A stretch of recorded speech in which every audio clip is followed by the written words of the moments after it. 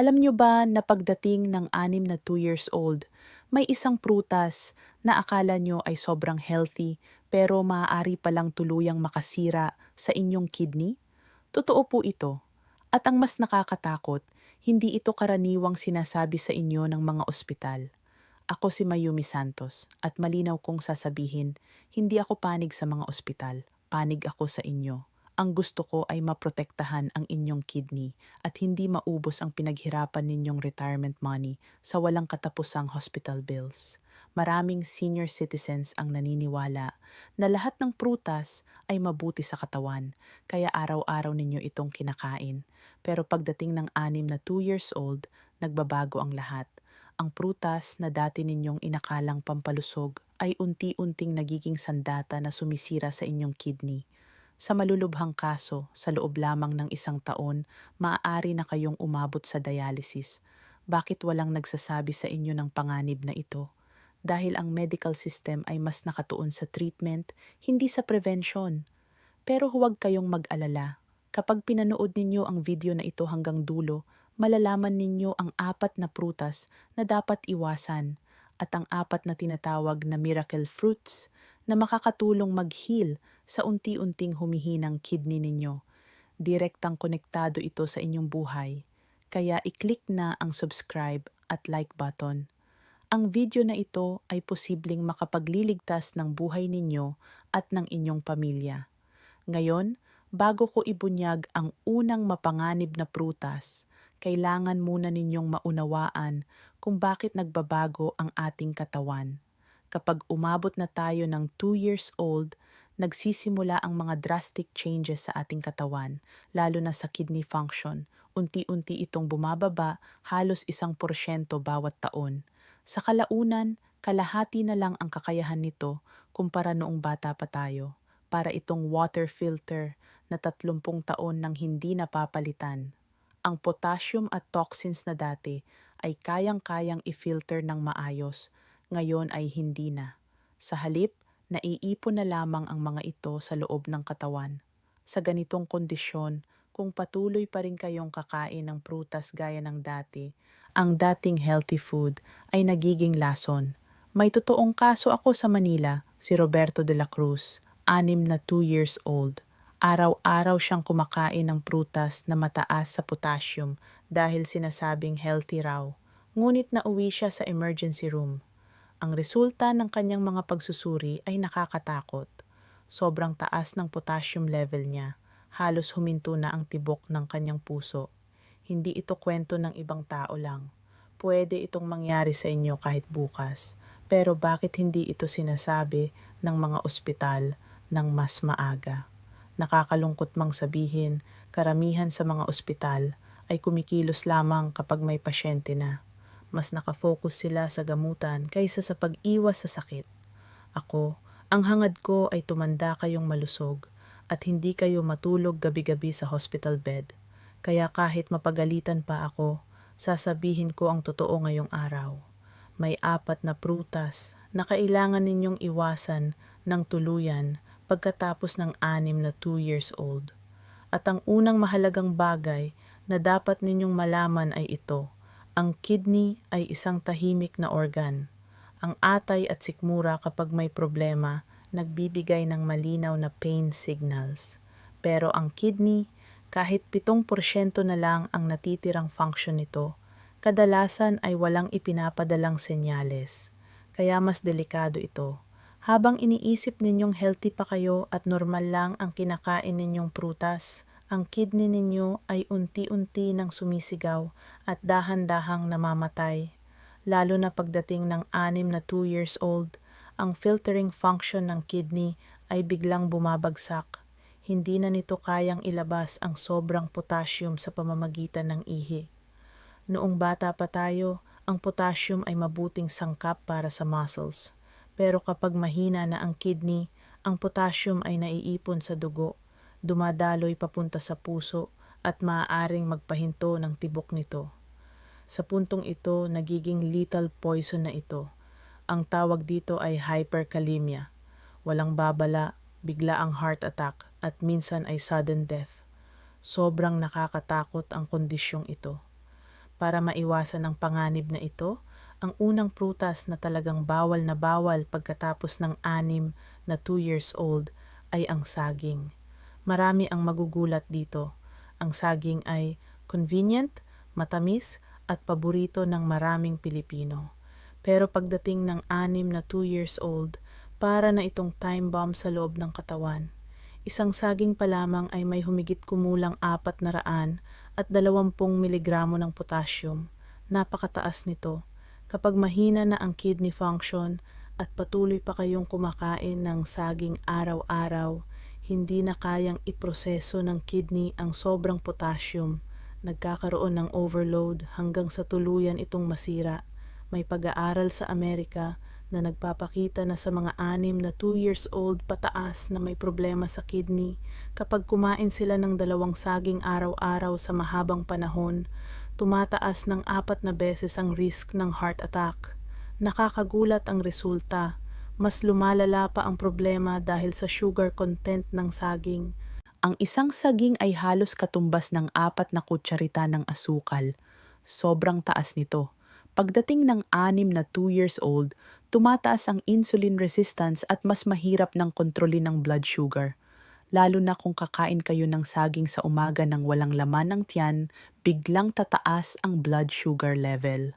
Ang spike na ito ay nagpapakapal at nagpapadikit sa dugo na nagiging dahilan para magsara ang maliliit na blood vessels sa kidney. Isang double kill ito para sa kidney ninyo. Dagdag pa rito, ang saging ay kulang sa magnesium ngunit sobra sa potassium na nagdudulot ng mineral imbalance sa katawan. Maaari itong magdulot ng muscle cramps at chronic fatigue. Kung hanggang ngayon ay kumakain pa rin kayo ng saging tuwing umaga dahil iniisip ninyong ito ay para sa kalusugan, panahon na para mag-isip muli. Simula ngayon, tigilan nyo na. Kung may saging pa kayo sa ref, huwag na kayong manghinayang. Itapon nyo na ngayon din. Iyan ang unang hakbang para mabuhay at maprotektahan ang kidney ninyo. Ang pangalawang prutas na dapat ninyong iwasan ng tuluyan ay ang ubas. Ang ubas ay matamis at madaling kainin. Maraming seniors ang sanay na kumain nito pagkatapos kumain ng ulam. Naging habit na. Pero pagdating ng 2 years old, kung iniisip ninyo ang kalusugan ng inyong kidney, delikadong pagpipilian ng ubas.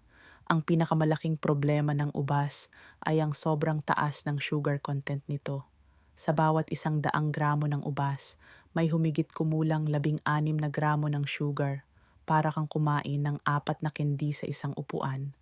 Kapag kumain kayo ng isang buong bungkos ng ubas, halos triple na agad ang daily sugar limit ninyo. Mas seryoso pa, ang asukal ng ubas ay kombinasyon ng glucose at fructose. Ang kombinasyong ito ay sobrang bigat sa pancreas, lalo na kapag mahina na ito pagdating ng 2 years old. Napipilitang mag-overwork ang insulin hanggang sa tuluyan ng mapagod ang pancreas. Doon nagsisimula ang diabetes. May pag-aaral ang Philippine Diabetes Association na nagpapakita na ang mga seniors na 2 years old pataas na regular na kumakain ng ubas ay may diabetes rate na halos 2.5 beses na mas mataas kumpara sa normal na grupo. Lalo na ang malalaking ubas tulad ng Korean grapes o mga imported varieties. Mas mataas pa ang sugar content nito, kaya mas delikado. Isa pang nakamamatay na problema ng ubas ay ang oxalic acid. Ang oxalic acid sa ubas ay nagko-combine sa calcium sa kidney at bumubuo ng kidney stones. Pagdating ng 2 years old, kapag mahina na ang kidney function, kahit maliit na dami ng oxalic acid ay hindi na kayang mailabas ng katawan at unti-unti itong tumitigas na parang bato. Kapag nagkaroon na ng kidney stones, ang sakit sa tagiliran ay parang sinasaksak ng kutsilyo. Sobrang sakit na kadalasan ay diretso sa emergency room ang bagsak. Sa mas malalang kaso, kailangan na ng operasyon. At ang mas nakakatakot, kapag nagkaroon ka na ng kidney stones, may halos 80% chance na bumalik ito. Paulit-ulit. Dagdag pa rito, ang ubas ay may component na nakakaapekto sa blood clotting. Sa mga seniors na 2 years old pataas na mahina na ang sirkulasyon, pwedeng mabuo ang blood clots na maaaring mauwi sa stroke o heart attack. Lalo na sa mga umiinom ng gamot sa high blood pressure o blood thinners, talagang bawal ang ubas. Nakikipag-interact ito sa gamot at maaaring magdulot ng hindi inaasahang side effects.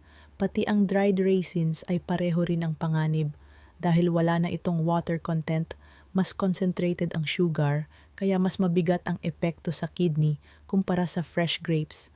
Kaya simula ngayon, iwasan ninyo ang lahat ng ubas at mga produktong may ubas. Iyan ang isa sa mga paraan para mabuhay ang kidney ninyo. Ang pangatlong prutas na dapat ninyong iwasan ay ang mangga. Ang mangga ay kilala bilang masustansyang prutas. Pero pagdating ng 2 years old, marami itong dalang panganib. Ang pinakamalaking problema ng mangga ay ang sobrang taas ng sugar at potassium content nito. Isang mangga pa lamang ay may humigit kumulang 45 gramo ng sugar. Mas mataas pa ito kaysa sa isang lata ng soft drinks.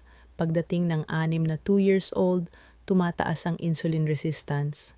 Kapag kumain kayo ng ganitong klaseng high sugar fruit, ang blood sugar ay pwedeng umakyat hanggang 300 o higit pa sa loob lang ng ilang sandali. Mataas ang glycemic index ng mangga, kaya para sa mga 2 years old pataas, lalo na sa may diabetes o pre-diabetes, sobrang delikado nito. Ang epekto ng mangga sa blood sugar ay mas mataas pa kaysa sa puting kanin na 100 gramo. Para sa mga may problema sa asukal sa dugo, red alert talaga ito.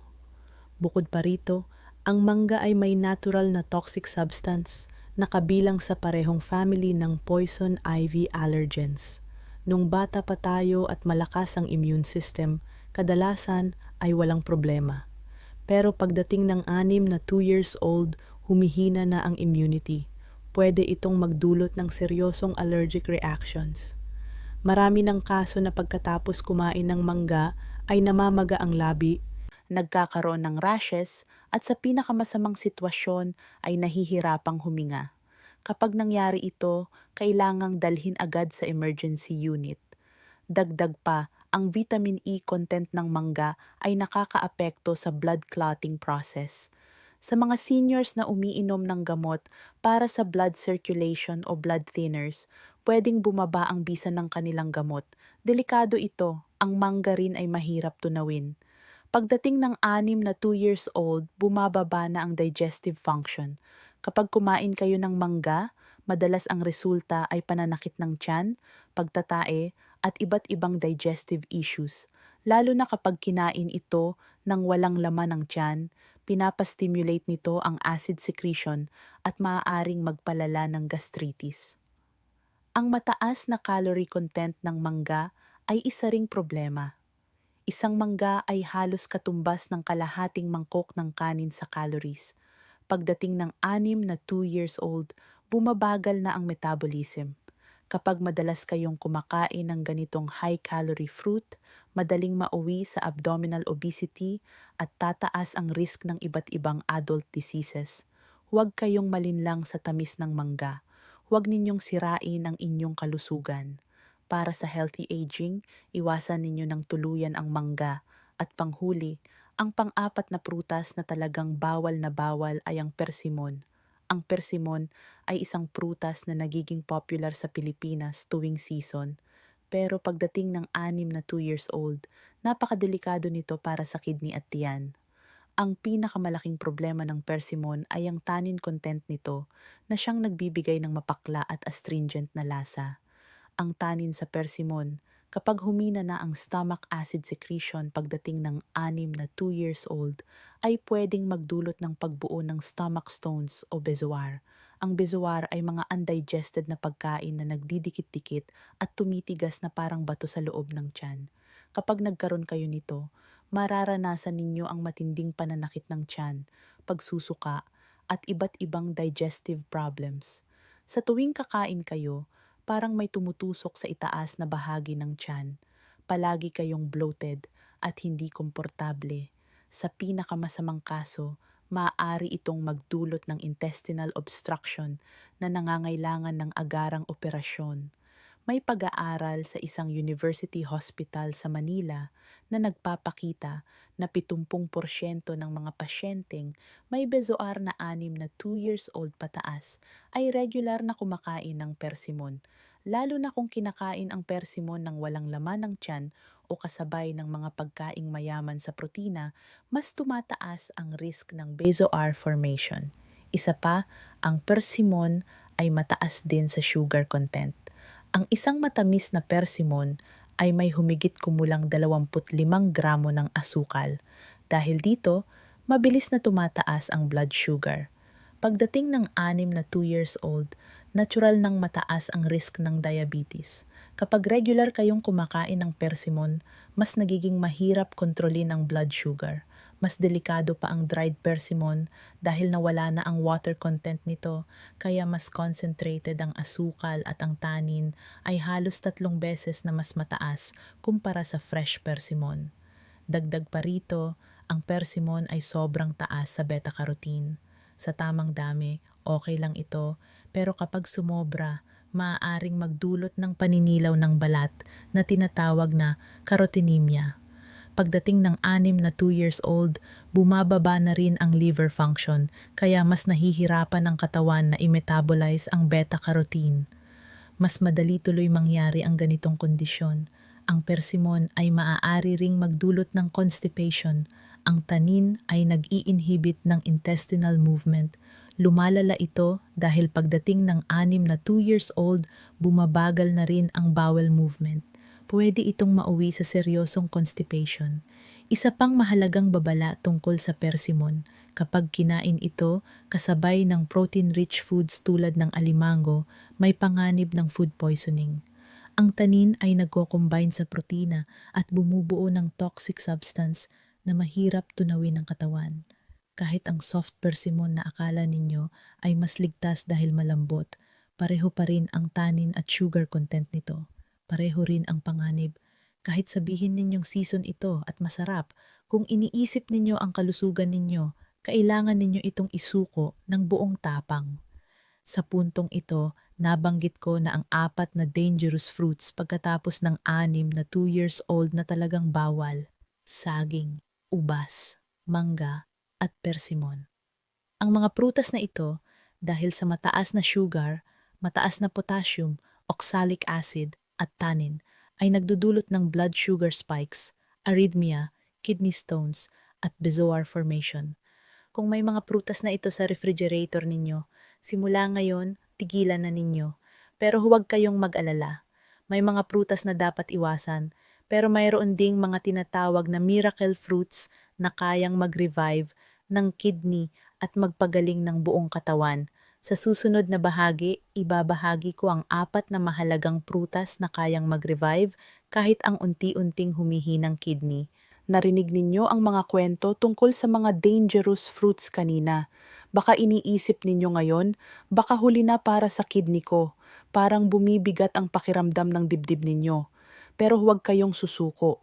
Ang katawan natin ay may mas malakas na kakayahang mag-recover kaysa sa inaakala natin. Ang ugat ng kidney damage ay hindi lamang dahil sa pagtanda.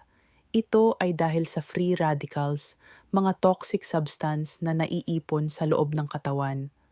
Habang tumatagal ang isang makina, ito ay kinakalawang at nagkakaroon ng sira. Ganito rin ang nangyayari sa mga cells ng ating katawan. Sa bawat paghinga natin, may nabubuong free radicals bilang waste product na umaatake at unti-unting sumisira sa mga cells. Lalo na ang kidney na nagsisilbing water filter ng katawan. Dahil sinasala nito ang toxins mula sa buong katawan, ito ang pinaka-exposed sa free radical attacks. Ang glomeruli ay binubuo ng napakapinong blood vessels. Kapag nagkaroon ng inflammation at tumigas ang mga ito dahil sa free radicals, sa bandang huli ay dialysis na lamang ang nagiging solusyon. Kaya may paraan pa ba para matanggal ang kalawang at ma-revive ang tumitigas na kidney? Sa kabutihang palad, binigyan tayo ng kalikasan ng antidote, mga prutas na mayaman sa powerful antioxidants. Ayon sa mga bagong medical research, may ilang natural antioxidants na may kahangahangang epekto na kayang tunawin ang naipong waste sa mga dingding ng blood vessels at mag-regenerate ng mga nasirang kidney cells. Hindi ito mahika, isa itong scientifically proven na katotohanan. Ito ang 4 na prutas na ibabahagi ko. Hindi lang sila simpleng merienda. Isa silang natural na gamot na kayang maghugas ng rusted kidney at mag-restart ng mga function na unti-unting huminto. Handa na ba kayong mag-take notes? Ang unang miracle fruit na kayang mag-revive ng humihinang kidney ay ang blueberry. Ang blueberry ay tinatawag na purple gift from God. Pagdating ng 2 years old para sa kalusugan ng kidney, ito ang isa sa pinakamahusay na pagpipilian. Ang pangunahing dahilan kung bakit maganda ang blueberry para sa kidney ay ang anthocyanin, isang napakalakas na antioxidant. Gaya ng nabanggit ko kanina, ang inflammation na dulot ng free radicals ang pangunahing sanhi ng kidney damage. Ang anthocyanin ay parang vacuum cleaner na sumisipsip at nag-aalis ng free radicals sa loob ng katawan. Para bang nililinis nito ang kalawang na glomeruli ng kidney. May pag-aaral mula sa Harvard Medical School na nagpapakita na ang grupong regular na kumakain ng blueberry ay nagkaroon ng mas mabagal na pagbaba ng kidney function. Bukod dito, napakababa ng sugar content ng blueberry. Sa bawat 100 gramo ng blueberry, halos 10 gramo lamang ang asukal. Hindi ito nagdudulot ng biglaang blood sugar spike. Dahil ang diabetes ang number 1 culprit na sumisira sa kidney, ang blueberry ay parang 1 stone, 2 birds na poprotektahan nito ang blood sugar at ang kidney ng sabay. Mas mahalaga pa, ang blueberry ay tumutulong mag-expand ng blood vessels at magpababa ng blood pressure. Ang kidney ay binubuo ng napakaraming blood vessels, kaya kapag mataas ang blood pressure, madaling masira ang mga ito. Ang blueberry ay dahan-dahang nagre-relax ng blood vessels at binabawasan ng pressure sa kidney. Ang recommended daily amount ng fresh blueberries ay humigit kumulang 50 piraso o 1 paper cup. Kung medyo mahal ito para sa inyo, pwede kayong bumili ng frozen blueberries. Halos pareho lang ang nutritional value pero mas abot kaya. Maaari ninyo itong ihalo sa yogurt o kainin bilang merienda habang naglalakad-lakad. Araw-araw, unti-unti ninyong mararamdaman na mas luminis at gumaan ang pakiramdam ng inyong kidney. Ang pangalawang inirerekomendang miracle fruit ay ang mansanas. May kasabihan nga na an apple a day keeps the doctor away at totoo rin ito pagdating sa kidney health. Ang espesyal na dahilan kung bakit maganda ang mansanas para sa kidney ay ang pectin, isang water-soluble dietary fiber. Ang pectin ay sumisipsip ng bad cholesterol at toxins na lumulutang sa bloodstream at inilalabas ang mga ito palabas ng katawan. Para bang tinutulungan ng mansanas ang filtering function na dapat ginagawa ng kidney.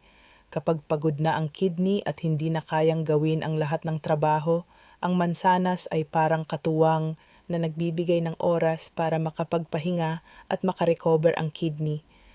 At ang mansanas ay mayaman sa quercetin, isang anti-inflammatory component.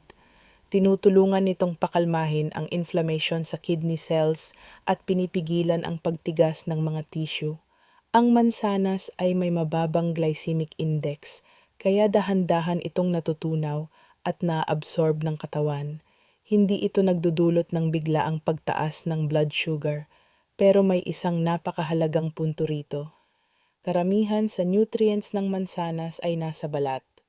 Kapag binabalatan ninyo ito at ang puting laman lang ang kinakain, para na rin kayong nagtapon ng kalahati ng sustansya.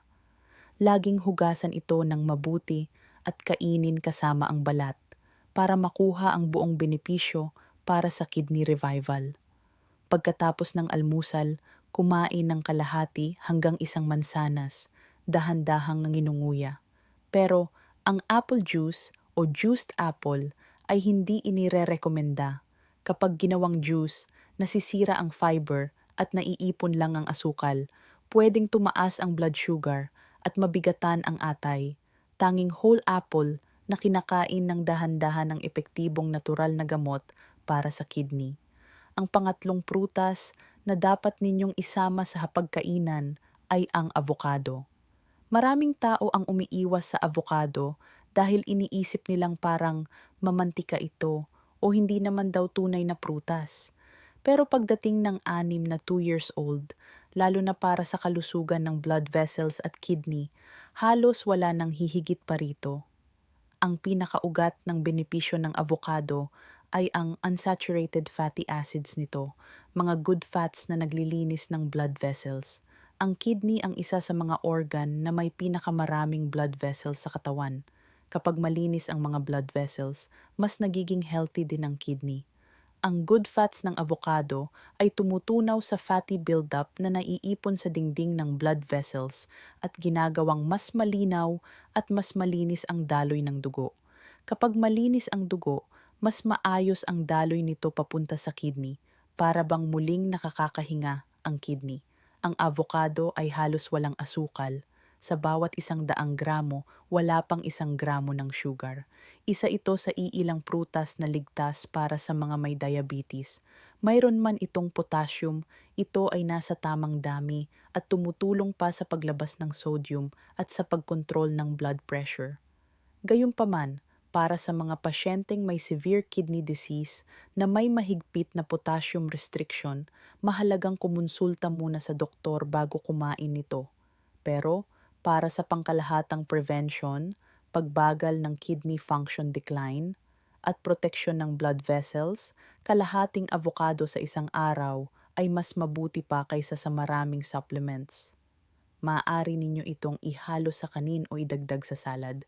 Creamy ang lasa at sabay nitong nire-rejuvenate ang blood vessels. Ang huli, ang pang-apat na miracle fruit para sa kidney revival ay ang kamatis. May kasabihan sa kanluran na, when tomatoes ripen and turn red, doctors turn pale, dahil ang kamatis ay halos perpektong health food. Pagdating sa kidney health, ang pinakamalakas na sandata ng kamatis ay ang lycopene. Ang lycopene ay isa sa pinaka-powerful antioxidants na umiiral. Napakahusay nito sa pagpigil sa pagtanda ng kidney cells at sa pag-ayos ng pinsalang dulot ng toxins. Lalo na pagdating ng 6 na 2 years old, bumababa ang elasticity ng blood vessels at mas madaling tumaas ang blood pressure. Ang high blood pressure ang isa sa pangunahing sanhi ng kidney damage. Ang lycopene sa kamatis ay nagpapalakas at nagpapabalik ng elasticity ng blood vessels, nag-stabilize ng blood pressure, at nagpapabuti ng daloy ng dugo papunta sa kidney. Batay sa mga resulta ng pananaliksik, ang mga taong regular na kumakain ng kamatis ay may mas mababang risk ng paglala ng kidney function kumpara sa mga hindi kumakain nito. Mataas din ang water content ng kamatis, kaya tumutulong ito sa paglabas ng waste at sa maayos na pag-ihi. May isang mahalagang tip kapag kumakain ng kamatis, mas mabuti itong kainin kapag bahagyang niluto kaysa hilaw. Kapag iniinit, ang absorption rate ng lycopene sa katawan ay tumataas ng hanggang 5 beses. Maaari ninyo itong i-light stir fry gamit ang olive oil o i-blanch sandali sa kumukulong tubig. Sa ganitong paraan, makukuha ninyo ang buong miracle component para sa kidney revival. Sa isang araw, sapat na ang 2 medium-sized na kamatis o 10 cherry tomatoes. Huwag lagyan ng asukal. Absolute no ang sugar. Sinisira nito ang bitamina at nagpapataas ng blood sugar, kaya nawawala ang lahat ng benepisyo ng kamatis. I-enjoy lamang ang natural na lasa nito. Sa ngayon, nabanggit ko na ang 4 na miracle fruits na kayang mag-revive kahit ang humihinang kidney, blueberry, mansanas, avocado at kamatis. Ang pagkakapareho ng mga prutas na ito ay mababa ang sugar, mayaman sa antioxidants at naglilinis ng blood vessels. Hindi na ninyo kailangang maghanap ng mamahaling supplements o mga hindi pa napatunayang remedyo. Ang mga prutas na ito ay madaling makita at abot kaya. Ito ang pinakamagandang natural kidney treatment na ibinigay ng kalikasan. Simula ngayon, Palitan ninyo ang tinapay o rice cake na merienda ng mga prutas na ito. Kahit isang linggo lang, mapapansin ninyo na mas magaan ang pakiramdam ng katawan ninyo paggising sa umaga. Mas magiging malinaw ang kulay ng ihi. Pero tandaan, kahit gaano kaganda ang pagkain, kapag mali ang paraan ng pagkain, pwede itong maging lason. Lalo na kung umiinom na kayo ng mga gamot para sa kidney disease, may mga precautions na kailangang sundin ng mahigpit.